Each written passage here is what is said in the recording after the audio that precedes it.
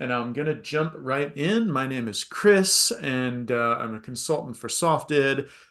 We work together on generative AI applications, in particular for job roles, business analysts, project managers, and folks like that. So today's topic is broken into two basic parts, and here's just a quick agenda for us. We're going to talk just a little bit, first 5 or 10 minutes here, about generative AI fundamentals, concepts that really are important to keep in the back of your mind. I'm going to talk just a little bit about the relationship between the underlying data environment and the AI models. We'll talk a little bit about some applied generative AI, and then in the second half, we'll spend that time on prompting and some introductions to prompt engineering. So let's get going. First, we want to hear from you. So if we don't mind, I've got a couple of poll questions here, and I believe we're going to administer these polls in the webinar, in the Zoom webinar here. So let me see here. I've got the poll loaded. Thank you, Laura. Let me see if I can get that deployed. Bear with me just one moment. Here we go. Okay, so this is our first poll. And if you can just take a moment to answer this, I'll leave it up for about 30 seconds. This is regarding how much exposure your organization has to generative AI initiatives. So we're curious to hear from you. What are you doing? Are any of your employers or organizations setting up or moving forward with initiatives related to generative AI, or really any kind of AI? And then you'll see there's a couple options here, which are what I might call adjacent to AI initiatives: agility, DevOps, predictive analytics, and data governance efforts, which are quite key to AI initiatives. And we'll talk about that here in just a minute. I'm seeing lots of answers. Thank you for those. I'll leave the poll up for just one more moment here. Okay, so I can see right away that, all right, that's pretty much everybody, I think. Let's see if we can display these results. There we go. So quite a lot of people are working on generative AI initiatives. That's pretty exciting. 70%, just north of 70% on generative AI, a few on private LLMs, some other AI, and then some of these adjacent topics got quite a bit as well. So that's quite interesting. All right, so let's move on then to our next poll.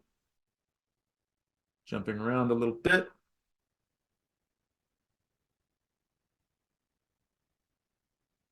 Okay.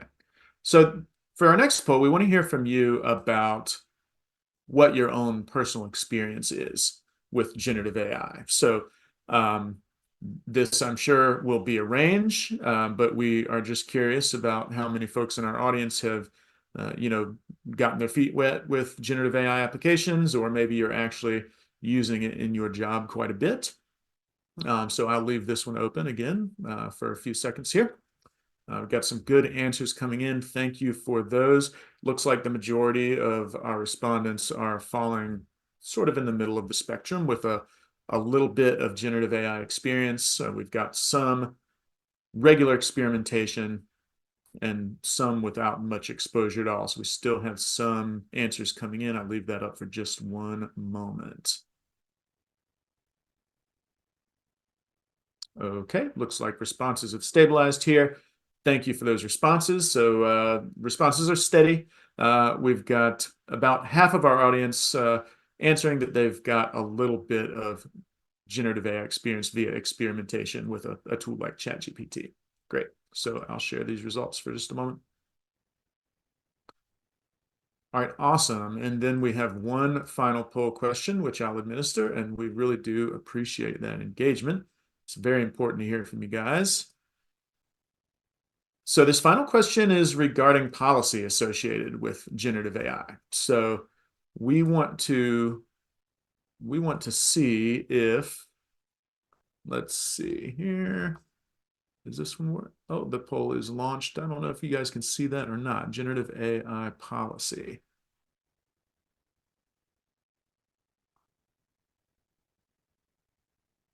This poll might not be working. Okay, let's move on. All right, thanks for those results. It helps us to understand who we're dealing with and who the audience is here. So without any further ado, I'm going to move right on into the content here, and I'm going to be a bit brisk, and hopefully the pace will not be too fast. But I do hope that we will be speaking to you at a level that will be useful. I'm seeing a question in the chat about chat being disabled. It would be great. I agree to see if everyone could. Let's try this. Yeah, Chris, I saw that too. If you are having an issue with chat, just put your question in the Q&A for now, and I'll be looking into that. I think I might have to reclaim the host in order to check any of the settings, but don't want to mess up your presentation, Chris. Cool. Yeah, if you can work on that in the background, Laura, that'd be awesome. Because I certainly would love it if people have things they want to say. Okay, cool. So I'm going to continue presenting here. Let me reshare if I Yeah, I'm can. gonna make you a co-host. Okay, I'm gonna check the settings.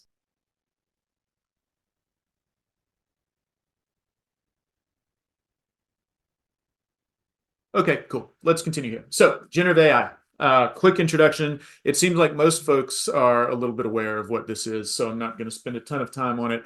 But generative AI, in a nutshell, is it's tech that will produce net new content for you. So, the types of content are all over the place. ChatGPT and tools like Copilot or Bing Chat are the ones that most folks are familiar with. So, this is obviously a very sophisticated algorithm that uses what we call large language models to discern relationships across vast quantities of data. And the relationship discernment is such that by the time the models are tuned with many millions of parameters and recursively run through a neural network, it allows quite stunning logic to be applied in a way that can produce very human-like results with content generation. So content creation of one sort or another, net new, thus generative content, is the main purpose of these AI models.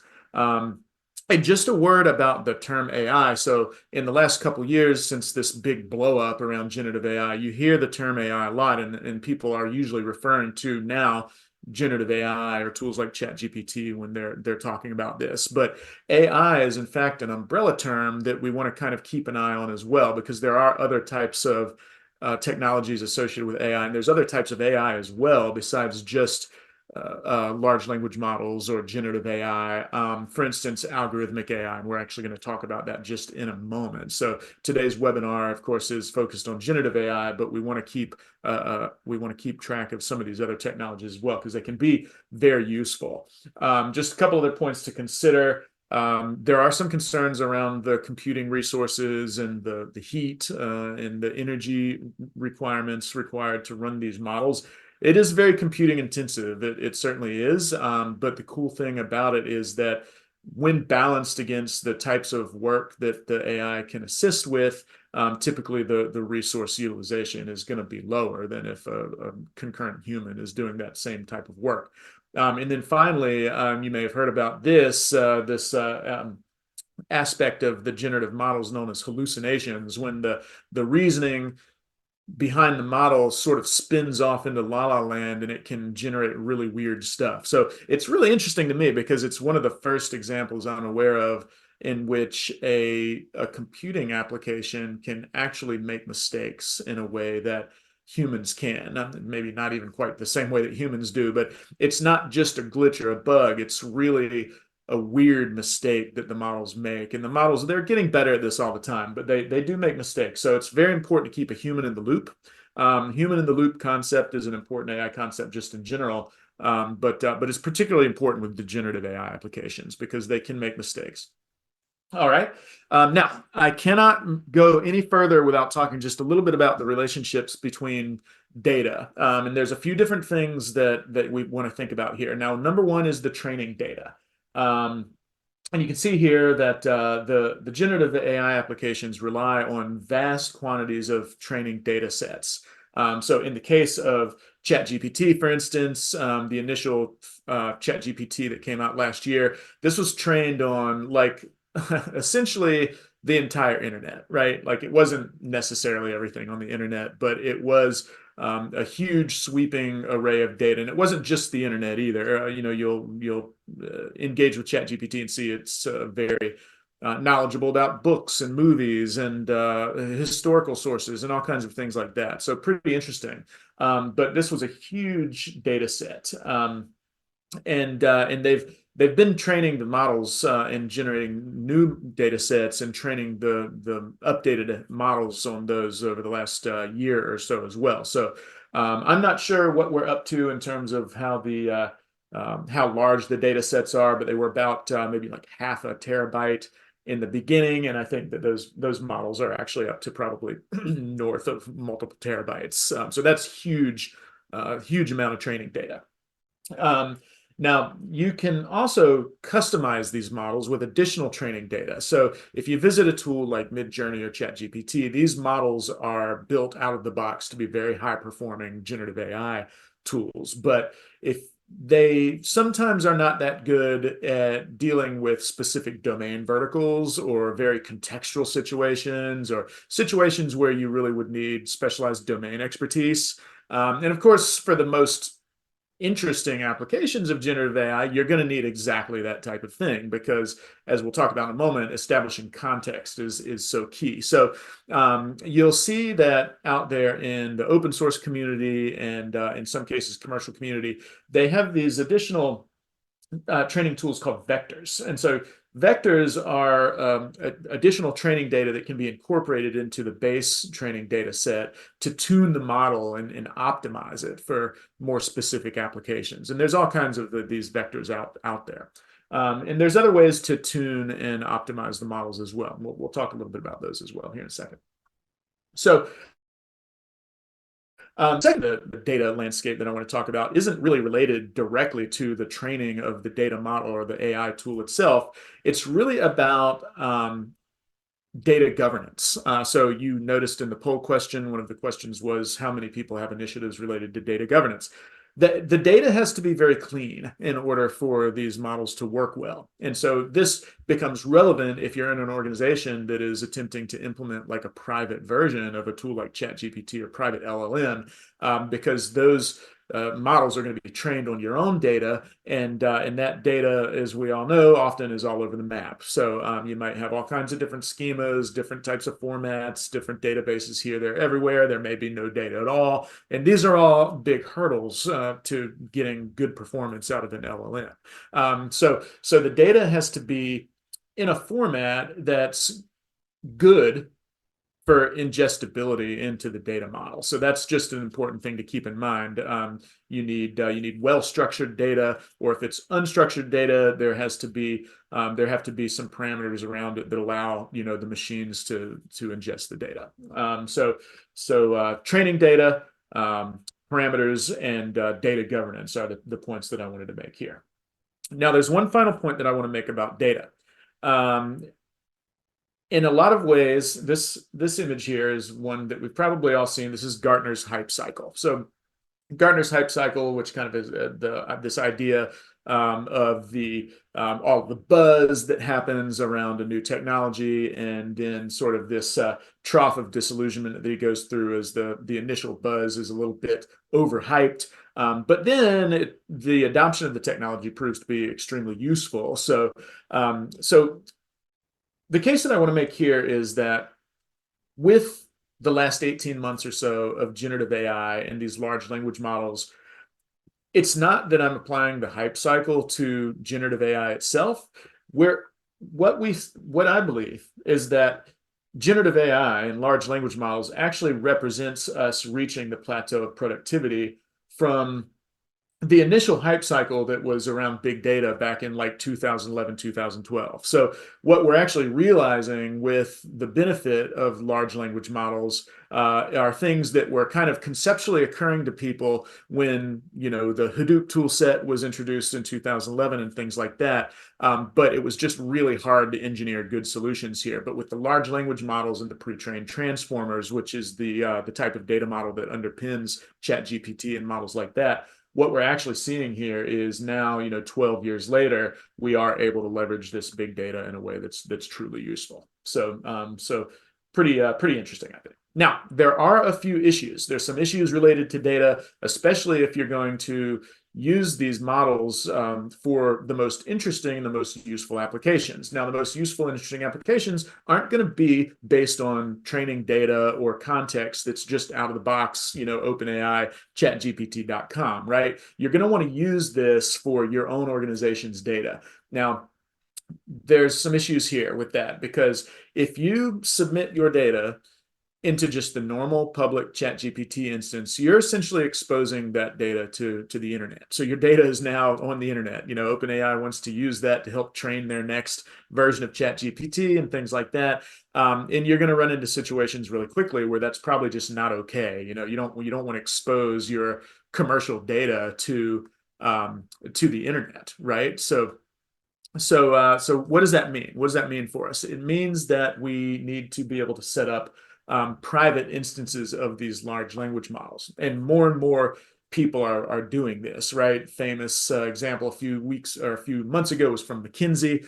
McKinsey was very quick to set up this internal large language model so that all of the folks actually who work for them have their own version of essentially ChatGPT, which is kind of trained on their own data and is also private. So the privacy concern is really important because to get the best, most useful competitive advantage out of a generative AI tool, you're gonna need to use your own company's data, and so you're gonna need your own LLM environment.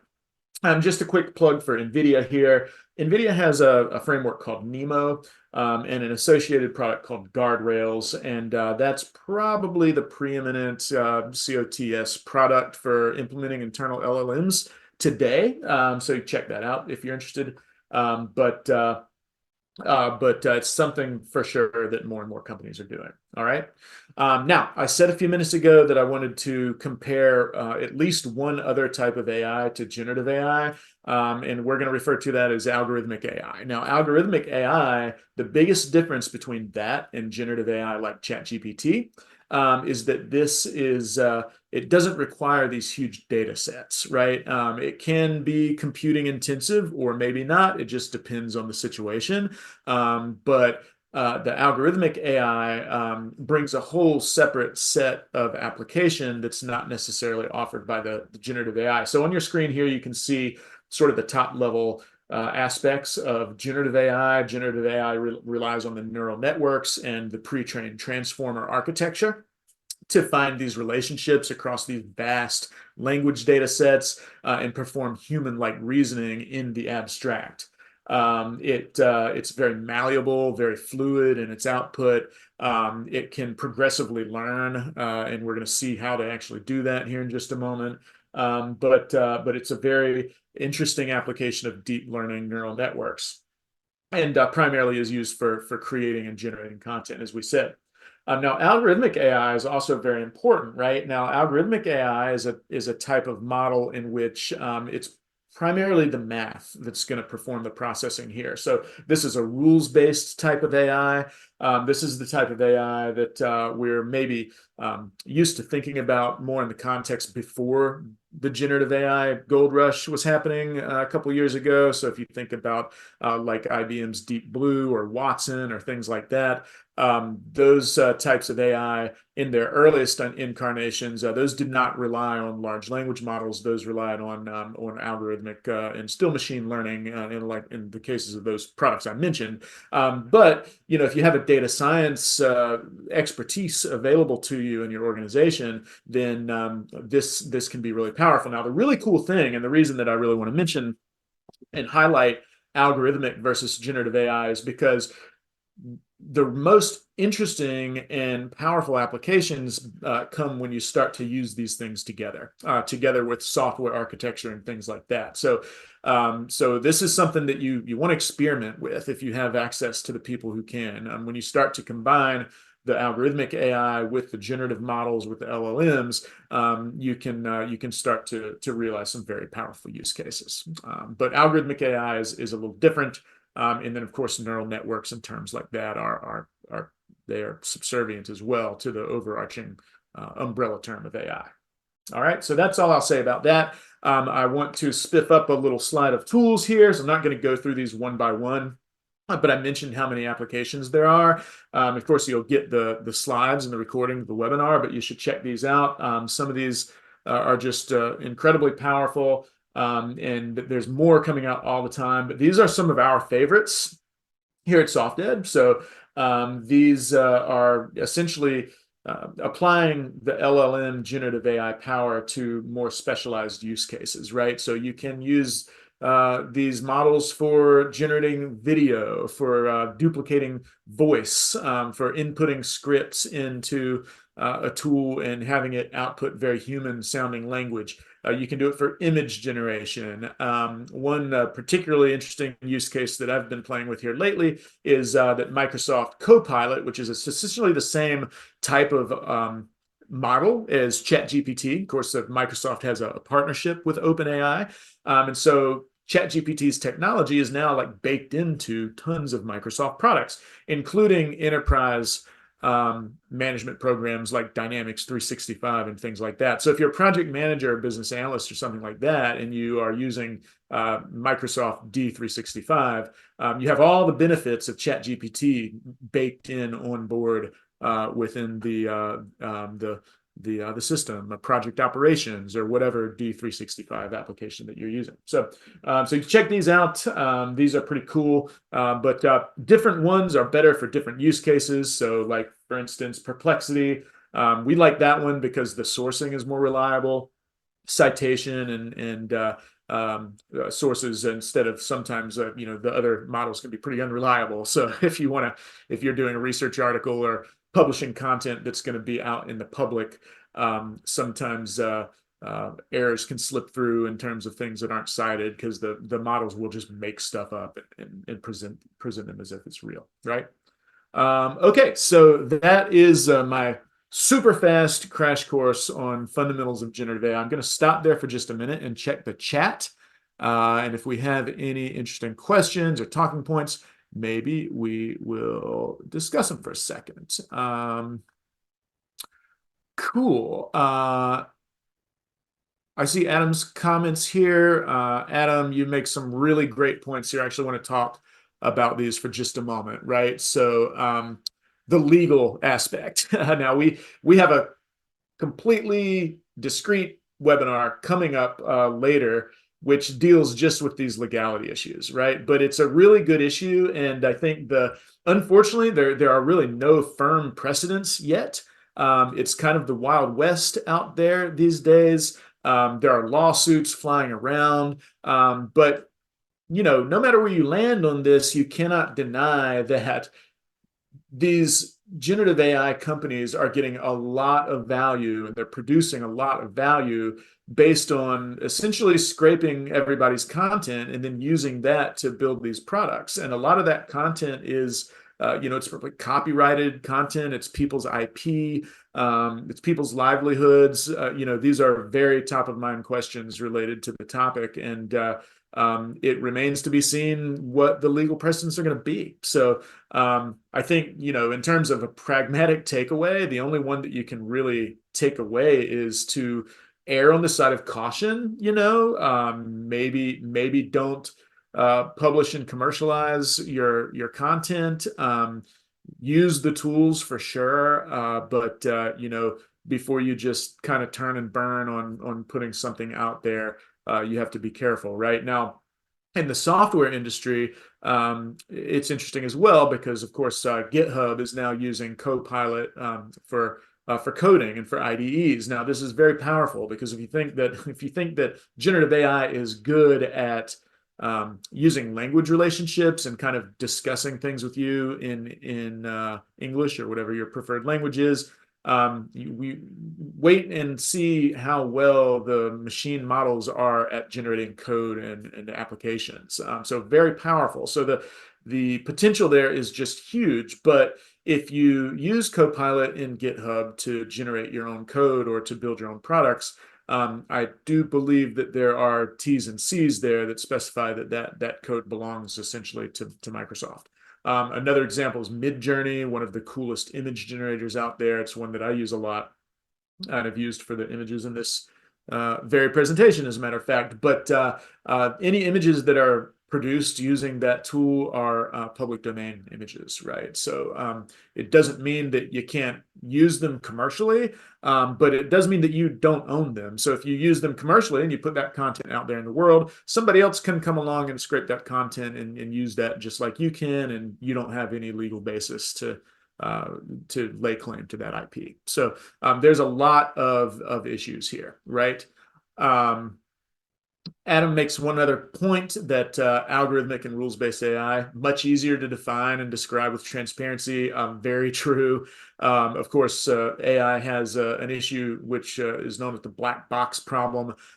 This can be true of not just generative AI, although it's certainly an issue. But the black box problem is a situation in which the level of computation, and this is particularly true with things like neural networks and deep learning and things like that, because the algorithms get so recursive that as they build upon themselves layer after layer and they perform more and more processing, by the time you're a few layers deep, it's just essentially impossible to tell what's going on. So that's a problem for compliance and auditability and things like that, because if you are subject to compliance rules, that means your IT processes and controls have to be traceable. The traceability can get difficult. So the black box problem is something that is a clear and present issue as well. Also is when things go wrong, or if the algorithm or if the model behaves in a way that's unpredictable, it can be hard to troubleshoot because you just don't always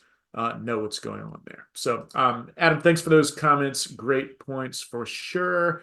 Oh, Michael is in the audience. Michael, good to see you. But it will be interesting to see the results of those lawsuits. All right. So with that, let's get into a slightly more application-based section of the program, and that's going to be about our prompt engineering here, right? So now prompt engineering, probably one of the fastest buzzwords that I ever saw rise to the top of the list. But as I've been doing research here, I find it's like pretty legit. So let's take a look at some things here. Now I'm going to pretend for a moment like we don't really have much experience at all with prompt engineering, but we're going to get rapidly into some things that are, I'd say, like more intermediate use cases. And I've got some cool things I'm going to show you that I hope you'll enjoy and get some value out of. So prompting basics first and foremost. These 6 guidelines are directly from OpenAI. So OpenAI gives you these fundamentals right out of the gate to think about when you're putting your prompting together, right? And so I don't have to read these off to you, but this is great guidance, and even just following these basic guidelines will get a lot more useful and a lot more valuable output out of the AI application. So I think in a nutshell, the thing to understand is that context is really everything when it comes to prompting the model. So the more you can give it examples, the more you can give it feedback. Also stick with it and continue giving the model feedback. So some of the best output is going to come after there's been quite a long thread of dialogue with the chatbot, because it will learn from each one of your responses. If you use ChatGPT, you'll see it's got a little thumbs up, thumbs down feedback mechanism there for you. So even just that type of basic like NPS type feedback is useful, but you can get really specific and really detailed with your feedback as well. And the models respond really well to that kind of thing. So you can also sort of preload the model with certain frames that will give you more relevant feedback as well. So like asking it to adopt a persona. And this is something that I use in one of the examples that I'll show here shortly. Also, it's useful to try to decompose and break things down a little bit. So instead of giving some kind of really high level prompt, you can sort of like break it down a little bit, break it into a series of steps, make it a little bit more discreet and easier to understand. And I've got some great examples for this here for you in a second. All right, so these are the prompting basics. You can check these out on OpenAI. They've got a great community forum over there, and there's a lot of great information, right? So these are some examples.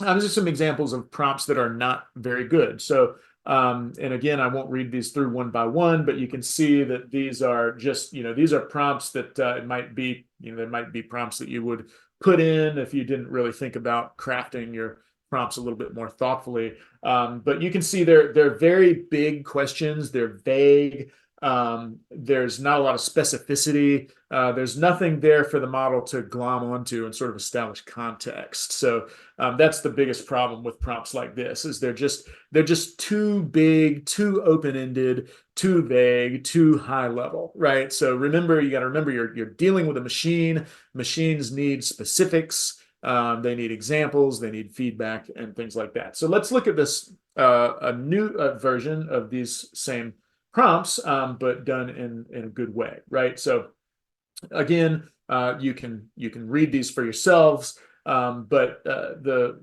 overarching theme here is that there's just a lot more specificity and there's a lot more detail and there's a lot more structure given to what you're asking the AI to produce. So, and the reality is the best way to learn about good prompting is just to practice it.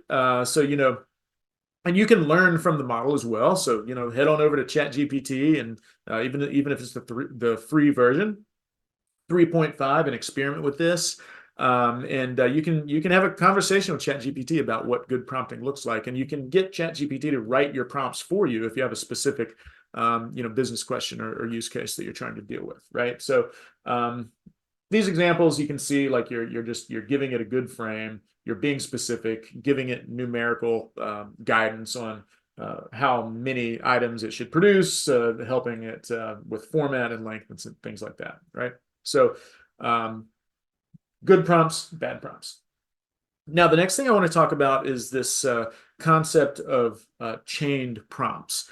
So chain prompts are really just multiple prompts that are done in a series in order to achieve one particular objective. And there's a few different ways to do this. So this is a really important technique, and it can be very basic. It can just be conversational. Hey, I need some ideas for the best family-friendly streaming movies for my 9-year-old this weekend. Yeah, okay, yeah, like that's a good list. We've already seen all those. Can you give me some other suggestions? That would be the second one. Well, my 9-year-old is really into unicorns and spaceships. Can we narrow that down? Right. So that's really basic. It's just conversational. But even that type of thing narrows down the result. And this can get quite sophisticated if you get good at it. Right. So, but this allows you to progressively elaborate your context. And it's really all about the context and the feedback. So context and feedback, I know I say it a lot of times, but you really can't say it enough because context and feedback are the main things. Now, there's one other point I want to make too, which is actually not on this slide. You have to remember that the generative AI applications are running using these large language models. So I haven't talked a lot about the actual technical architecture of the language models. But if you're a nerd like me, it's really quite interesting. So you should check out the pre-trained transformer architecture. It's very interesting, and but what it allows the model to do is ascertain, as I said at the top, ascertain these relationships between across the language. But the thing to remember is that it is language that is being used to essentially define all of the operational logic of the machine model. So why do I say that? I say that because what that means is the better your own language skills are, the better you're going to be at prompting. And I think that that's a really important point. So, if you think about sort of the dialectic, or, using rigor in your language, or if anybody ever took any debate classes or philosophy classes or something like that, disciplines in which it's very important to have rigor around your language, so that you don't get ambiguous about your meanings, or you don't go down rabbit holes and start, like, if you're in a dialogue with somebody, you don't get misaligned on your premises and things like that. That stuff is really valuable when you interact with these models. So just keep that in the back of your mind. I think that's one of the most valuable lessons I've learned for myself, is that if you are a good linguist, or even a good public speaker, think about the way that you would communicate with a person, and endeavor to communicate in that same way with the model. And the better you are at that, the better the model will be, because it's receiving better prompting from you. So it's really cool, actually, because it's very, I guess you could say it's like a humanity based. And when I say humanity, the way that, like, a college subject like English or the arts, these are humanities subjects. And the better you are at that type of thing, the better you're going to be at using these models. So that's pretty exciting, because all of a sudden it's not just engineers or developers or coders who have the opportunity to get really good at this usage. People who are more used to dealing in the abstract, all of a sudden have an opportunity to gain great technical value using the output of the model, but just based on the language skills that you already have. So that's just a point that I wanted to make. All right, so chaining prompts together. I've got some examples here, and I want to show you these examples because I think that they are pretty cool. Before I continue, let's check the chat again. Got some input here. Steve asked, "What about tone? Does it matter if your prompts are polite?" Not really. I will say this, and if you've used ChatGPT, you've probably found this to be true very quickly. Um, the models, in particular ChatGPT out of the box, they are very polite. In fact, they're so polite that it can get a little bit annoying. And this is that's exactly right, Adam, right? Like, you're not going to hurt the AI's feelings. Now, I like to be polite, but it's not because I'm trying to be considerate of the AI. It's just because I think it's good personal practice, right? Like, if you're going to have a dialectic with someone, whether it's a machine or not, just practice being polite, be nice. But does it matter to the prompting? Nope, not at all. You can order the model around or be abrupt or whatever. But back to this issue of the model being very pedantic, and it's going to be very, it's there to please you, right? So I'm like, that's an important thing to keep in the back of your mind, because if you think about the logic that powers the models are there, not necessarily to give a correct answer. It's going to give the answer that it thinks is going to please you. So most of the time that overlaps with correctness, but not always. So they will just blatantly lie to you if they think that maybe that's the answer that you want to hear. There's also a reliability issue there too, right? Because we need our research, our output to be correct first and foremost, or at least that's my opinion, for the type of work that I use these tools for. And so sometimes you have to tell the model, you need to make sure that you are thinking critically about this, exercise some skepticism. I'm always telling the models things like that right away, but you'll find the models to be very they're like very like fawning to you, and it can be a little bit annoying, but it's not just the annoying tone of it. It's the fact that you need the output to be reliable. So one example that I think is pretty cool is you can ask the model to adopt a persona of, like, a tough customer. Tell the model, play the role of a customer in my product space who has very limited budget and they're a really tough customer. And now we're going to role play an interview to see if I can make the sale. And that works really well. But you just have to tell it to do that out of the box. It's very overly polite. Um, and you can tell the models to adopt any type of tone you want. But in terms of performance, nope, not gonna matter too much to the model. Okay, so I'm actually gonna pause my screen and let's actually get a little bit live with this. And I'm actually gonna go over now to my ChatGPT window and the chain of prompts. I prepared a chain of prompts for you guys, which was designed to actually produce some useful resources that we could use. Say if we're in the role of an agile project manager. So I'm going to share my live ChatGPT space with you. I'm using ChatGPT 4. And the prompts that I just shared with you on the screen are the ones that I'm going to use here. All right, let me find my spot here.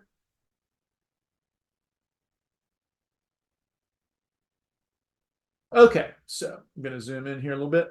All right, so this is the first prompt, and this is on the slide. So if you want to try something like this, and you can adapt these to your own use case, whatever it is. All right, as an Agile project manager, can you assist me? Oh, sorry, I'm jumping the gun.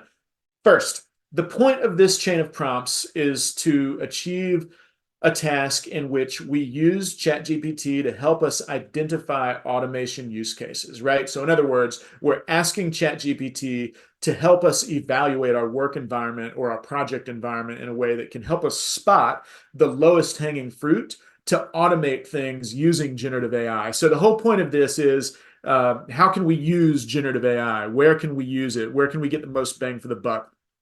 And so if I have time, and I may not, but I've got a couple slides at the end that just talks about automation principles in general. I think it's important to think about those. And if we don't have time to get to those, then they'll still be in the slide deck and you can think about those. But so what I've done here is I preloaded some automation criteria, and this has nothing to do with AI. It's just general automation criteria. So in general, attributes of work which lend themselves well to automation, right? So it's repetitive, it's boring, it has to do with data or machine-to-machine interfacing, things like that. Like those things are really good to automate. People aren't as good as those things as machines are.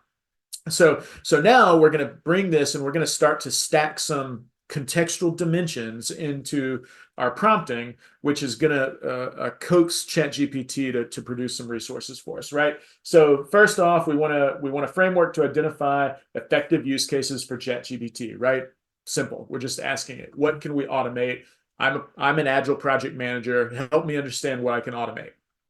So, and it then spits this stuff out. This is pretty good output, processes, use cases, tool assessment. This is the type of output that it's going to give based on your job role. And then, of course, ever there to please, it's going to tell you that what a good idea it is and how well it can help you, right? So here's the second prompt then, right? So the second prompt stacks a new dimension into the prompt, which is going to say, okay, we want to take everything that you just said, and we want to now break out by role, by specific role. So you know that I'm an agile project manager. I'm working on an agile team. What are the typical roles on an agile team? Now take the automation use case criteria that you just generated and now further refine it by the roles on an agile team. And this works pretty well. So it, of course, is all too eager to please and immediately generates some automation use case candidates for these roles: product owner, scrum master, developers, QA folks, BAs, UX folks, PMs, and coaches.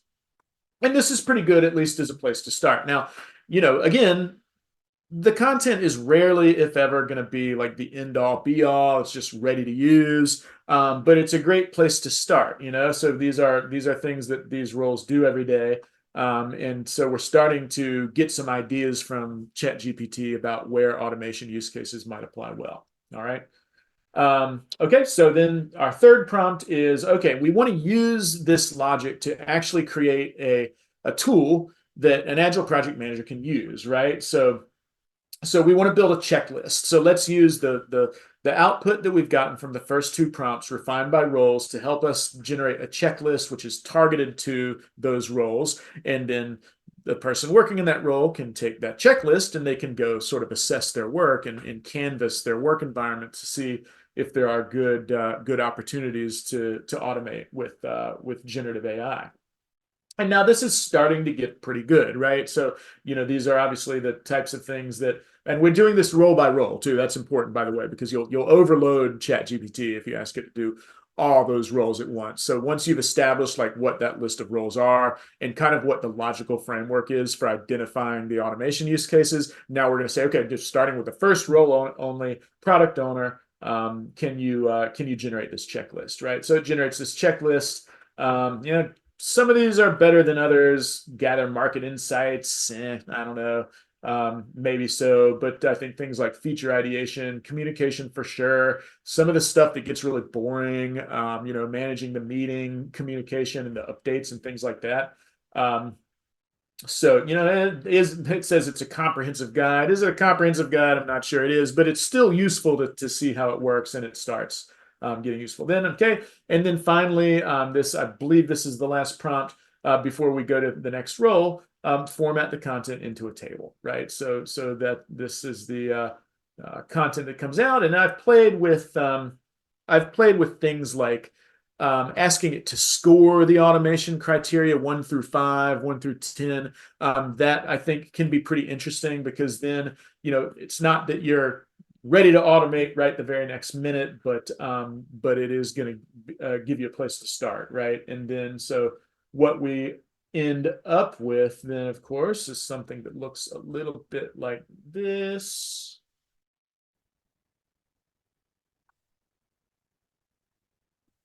Okay, so this looks pretty nice, right? And this is something we can use as a starter resource to start identifying our automation use cases. So that's the first prompt chain example.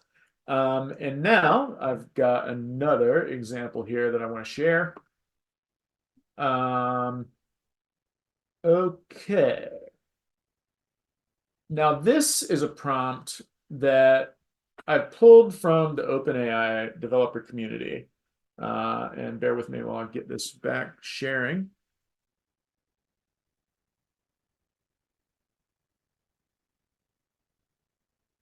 Okay. So you can find this is an interesting prompt. You can see it's been written in kind of a markdown language here. But a prompt like this has kind of built in very rigorous logic step by step in order to do task definition. Or you provide the task definition, and then it would kind of decompose the thing into steps. And putting the prompt in a markdown format like this is be pretty useful for technical applications as well, right? So you can almost use it as a coding assistant if you're trying to develop new application code or something like this. But it can be used for anything. So I've got an example of this that sorry about that. I've got an example of this that I cooked up here in another window, and I will show you how that worked.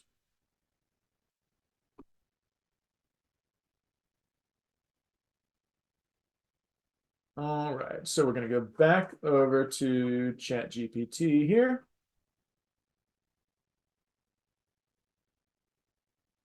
Just have to find it. One moment.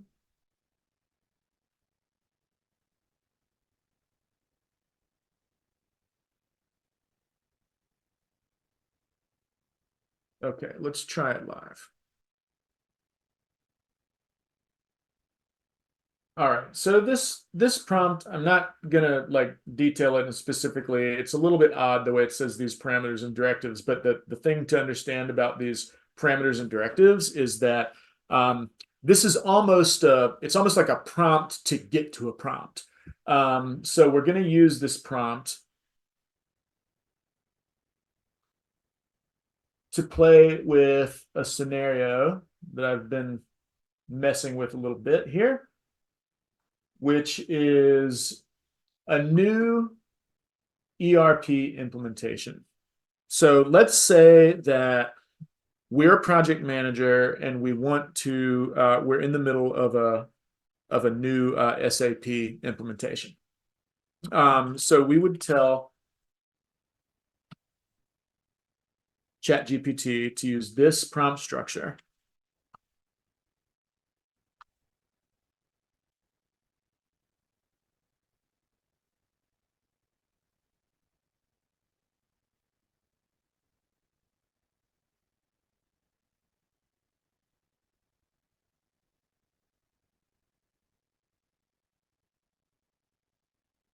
And I'm doing this live because I have my examples buried somewhere.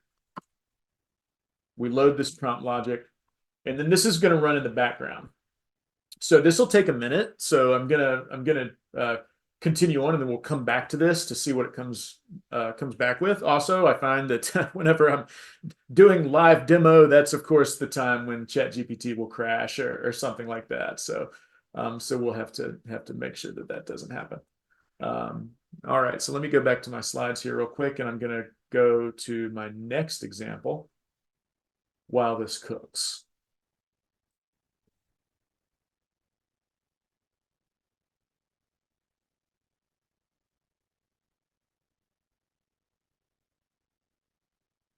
Okay. Now, the next thing I want to share, which I think is pretty interesting, is this thing called MedPrompt. MedPrompt is a really cool example of how to use prompt engineering to get the most out of the generative AI model. Now, what MedPrompt is MedPrompt is something that runs in the background, and it was developed by Microsoft. And the thing to understand about MedPrompt is in the beginning of the presentation, I mentioned how you can tune the model with the vectors and like establish context and things like that. So when you do that, it allows the model to better respond to contextually specific questions and things like that, right? So there's additional training data sets and things like that. Those are the vectors that I was talking about. But the MedPrompt study that Microsoft did is very interesting because what they found was that with the right prompting, you could get actually superior performance out of the model just with the good prompt engineering, but using the out-of-the-box model than you did with these attuned, customized models, right? So what you see here is basically the kind of the orange one here in this like in the middle, which didn't really perform too great on all of these question batteries, which are designed to like assess how well can the machine perform in its answering, especially compared to humans. So without any tuning at all, you can see it did pretty bad. Then in kind of the purple here, this is a 5-shot scenario. So 5-shot means you gave the model 5 examples. And then the pink one here is MedPrompt. MedPrompt used 3 different prompting principles to create very robust logical framework that runs in the background. And then I'm going to explain kind of what those things were. So the way MedPrompt works is that it uses 3 tools to kind of establish a prompting framework that then you can go in and ask these medically specific, like healthcare related questions and things like that. So it uses techniques called dynamic few-shot examples, and here's the explanation of what that is. Just gives it a few examples to learn from, so it does a little bit of learning in advance. Then it uses this technique called auto-generated chain of thought. Now that's a really fancy term, but all it means is just breaking down or telling the model to break down its logic into steps and show its work. So just like you might do a long division problem or something like that, if you force the model to show its work, it's almost like it also forces the model to evaluate the validity of that work. And then the output is much more reliable because it's forced the model to kind of be almost like self-aware of what the process is. So it doesn't just like riff and vamp and make stuff up. And then finally, choice shuffle ensembling, another fancy sounding term. But what this basically is it's essentially like it tells the model to run iterations of the question and then shuffle those answers up and see which one sees the most correct. So it's almost like a mini Monte Carlo analysis. I don't know if that's actually a technically accurate comparison, but it seems like there's an analogy there to me. But when you generate multiple sets of output and then you randomly shuffle those up, and then you kind of, it kind of allows it to like almost vote on the answer. So then you can squeeze a few percentage points more accuracy out of it as well. So that's what MedPrompt is. And MedPrompt's pretty cool. You should check it out. But MedPrompt, the cool point about MedPrompt is that it demonstrates that even though a lot of the buzz and excitement is around new models, new updates, things like that, there's still a lot of potential left in just the out of the box models, right? So we can approximate these techniques. We cannot load those prompt engineering frameworks in the background like Microsoft can, but we can approximate these techniques with some of these prompting examples, right? So this is again my ERP implementation project example. And these are examples of how you might apply those techniques in the prompt. It's not really quite the real deal, but it's similar, right? And you can apply the same logic in terms of giving it a few shot learning examples, telling it to show its work. So in other words, if you tell the model include considerations for this thing, and that thing, it forces it to break it down, and then the logic's going to be more robust. And then you can iterate on that as well. And this is just the same progressive elaboration concept that we talked about. So, and then these last two are relatively, I think, similar to what we've already discussed. So, so just check out MedPrompt. It's a really cool little case study of how you can approximate these few shot examples, chain of thought, and choice shuffle ensembling is the term there. All right, let's go back real quick to our example. It's running in the background. We are almost out of time, so I'm going to try to be brief because there's one other thing I want to try to show you real quick. All right, so here we have our structured prompt that we pulled from the OpenAI community here, and we gave it this ERP example, right? So this is the output you can see. So it's adjusted our SAP implementation example, and it's given us all this output. Now, each one of these, the cool thing here is that each one of these could be used as a prompt in itself to get more granular about the specific SAP implementation project. So, good project managers, some of this stuff is just going to seem like common sense, but some of it is going to be insightful. And that's the whole point of a nice structured prompt like this, is to make it nice and insightful. So try these out. You can have a field day with prompts like this, and you can approximate some very robust prompt engineering logic with some of these things as well. All right, I'm gonna do a time check here. We're just about out of time. You'll see in the chat, Laura is advertising some of our additional topics coming up here.